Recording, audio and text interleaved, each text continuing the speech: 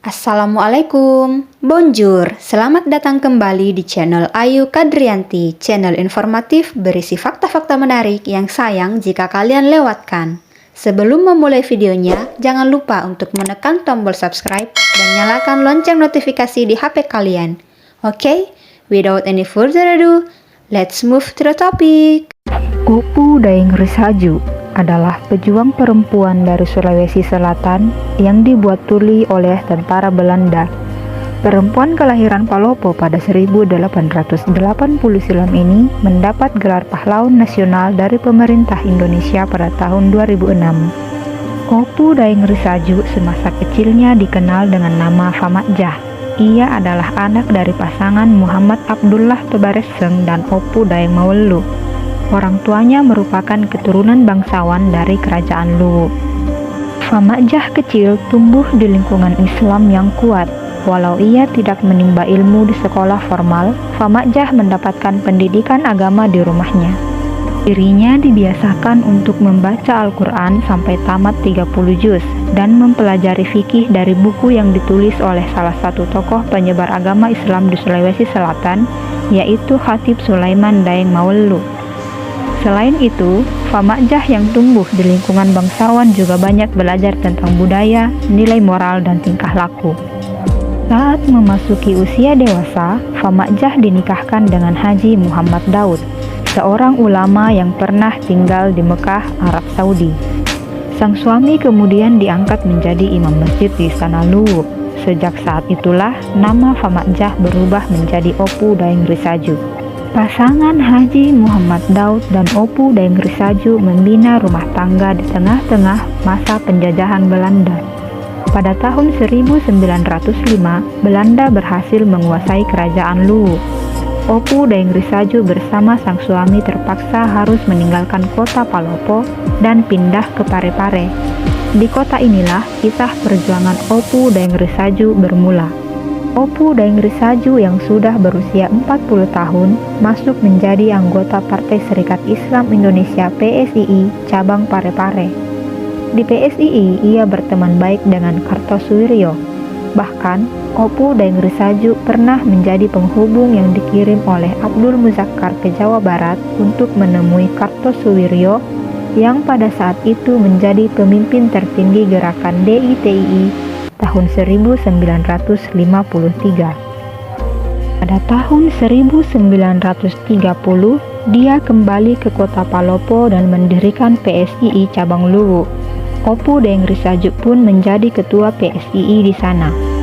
Selama masa kepemimpinannya, Opu Daeng Risaju menggunakan agama sebagai landasan perjuangannya. Dirinya memperoleh banyak simpati dan dukungan dari para rakyat.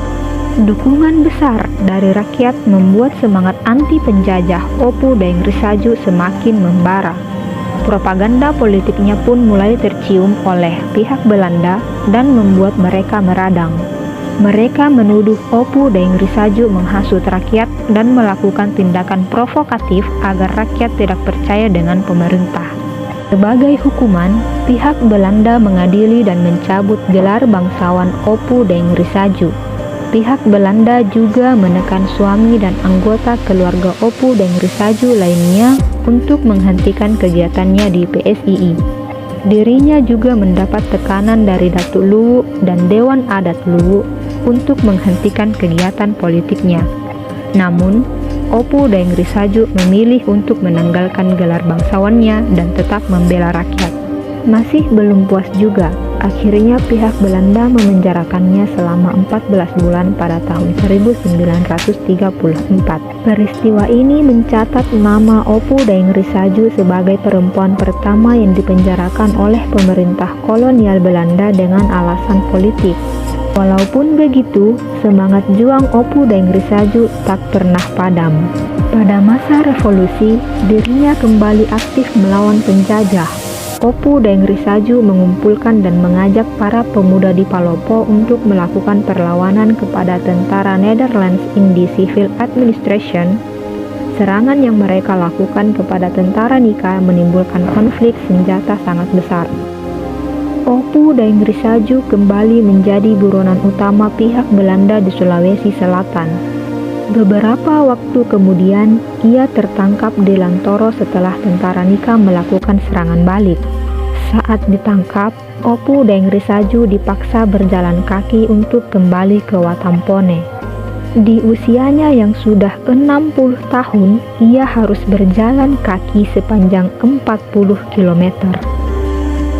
Selain itu, dirinya juga dihukum oleh pihak Belanda dan ketua Distrik Bajo saat itu untuk lari mengelilingi lapangan bola pada siang hari dengan letusan senapan di dekatnya. Bahkan sebuah senapan diletuskan persis di samping telinganya. Hukuman tersebut membuat gendang telinga Opu Dengrisaju pecah dan menjadi tuli seumur hidup. Setelah kemerdekaan, Opu Dengrisaju hidup bersama anaknya di Parepare. Pada 10 Februari 1964, dirinya menghembuskan napas terakhirnya dan dimakamkan di Kompleks Makam Raja-Raja Lakoe di Palopo. Kisah perjuangan Opu Dengrisaju akan terus menjadi inspirasi bagi perempuan Sulawesi Selatan dan masyarakat Indonesia pada umumnya. Semoga informasi ini dapat menambah wawasan kalian. Dan jika kalian merasa video ini bermanfaat, silahkan like dan share sebanyak-banyaknya ke teman-teman kalian agar kita sama-sama tahu. Nantikan video selanjutnya. Thanks for watching. Wassalamualaikum.